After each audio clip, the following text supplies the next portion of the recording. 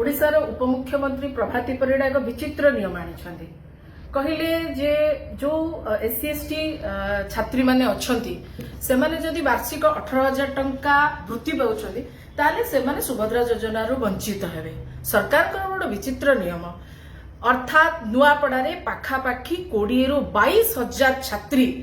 ए सुभद्रा योजना रु वंचित हेबे कारण से माने स्कॉलरशिप पाउछंती। दुर्भाग्य कथा जे सरकार एठी सुभद्रा योजना चलेबा पई पैसा नाही एवं से माने 10,000 कोटी टंका ऋण करिक सुभद्रा योजना चलाउतला बेले आपण माने समस्त जानि छंती जे केंद्र सरकार को राज्य सरकार आंशिक सहायता मागिथिले सुभद्रा योजना को चलाइबा पई एवं केंद्र सरकार राज्य सरकार को कथा को मानिलेनी ए इंजिन से इंजिन को सहायता न करी हाथ टेकी दला। दुर्भाग्य कथा वर्तमान नुआपड़ा रे पाखापाखी 22,000 छात्रींकर अवस्था कौन से माने सुभद्रा योजना पाइबे ना पाइबेनी ए उत्तर सरकार तो दियंतु।